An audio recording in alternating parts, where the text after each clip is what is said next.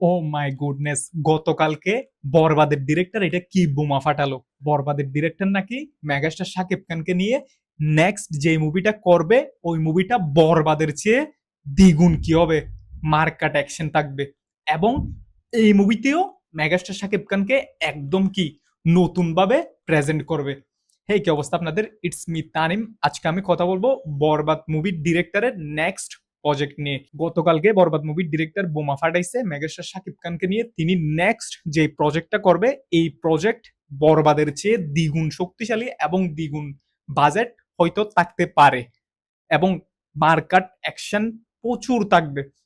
Even megastar Shakib খানকে যেমন বরবাদ মুভিতে একদম নতুন ভাবে হচ্ছে কি দেখানো হয়েছিল, ঠিক তেমন ভাবে যে মুভিটা নেক্সট যে মুভিটা করবে ওই মুভিতেও মেগাস্টার শাকিব খানকে একদম নতুন ভাবে কি প্রেজেন্ট করবে। একদম হচ্ছে সবকিছু হচ্ছে কি নতুন ভাবে কি করবে, প্রেজেন্ট করবে।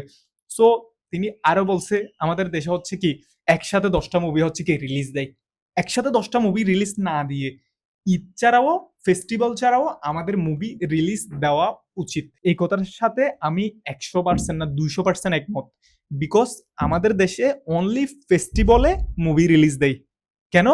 তারা মনে করে আমাদের দেশে যে ডিরেক্টররা আছে তারা মনে করে, শুধু তারা মনে করে না, আমাদের দর্শকরাও হচ্ছে kind of festival related. But আস্তে আস্তে আমাদের দেশের মুভি যারা লাভার আছে তারা কিন্তু এই ফেস্টিভ্যাল রিলেটেড মুভি প্রেম, মুভি দেখতে যাওয়ার থেকে কিন্তু একটু একটু কি বাহির হচ্ছে।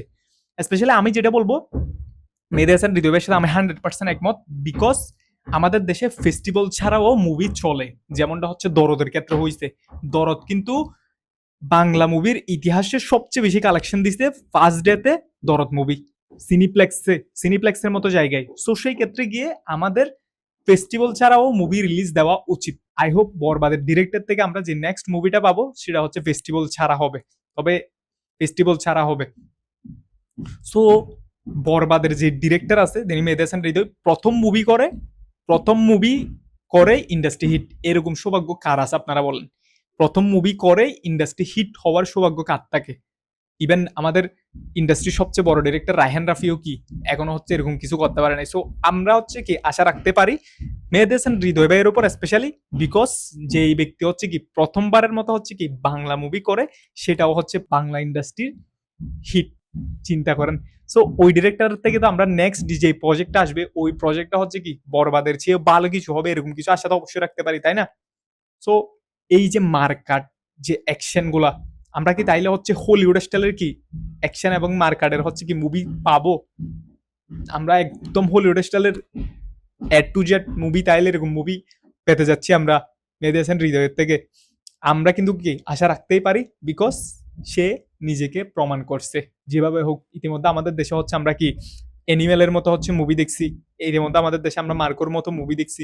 সো এখন আমাদের দেশে অ্যাকশন কার্ডের সাথে নতুন, একদম কাইন্ড অফ নতুন হচ্ছে কি জনরার মুভি হচ্ছে কি করা উচিত বলে আমি মনে করি আমাদের দেশের ডিরেক্টরদের থেকে।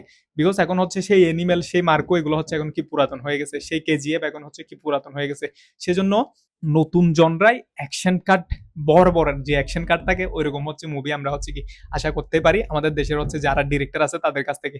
সো এখন হচ্ছে কি আমাদের অপেক্ষা তো অবশ্যই কি তাণ্ডব। সো তাণ্ডবের পরে যে মেহেদী হাসান হৃদয়ের হচ্ছে যে প্রজেক্ট আসবে, কখন কি হবে এখনো তো কোনো কিছু ঘোষণা আসে নাই। তবে তিনি যেহেতু গতকালকে বলছে, তার মানে আমরা আশা রাখতেই পারি এই প্রজেক্ট ভালো কিছু হবে সেটা। সো আপনারা কেমন এক্সাইটেড এই প্রজেক্ট নিয়ে? মেহেদী হাসান হৃদয় ভাইয়ের প্রতি কেমন এক্সাইটেড? মেহেদী হাসান হৃদয়ের কেমন আশা রাখবেন আপনারা মেহেদী হাসান হৃদয়ের প্রতি, সেটা হচ্ছে জানিয়ে দিতে পারেন কমেন্ট বক্সে।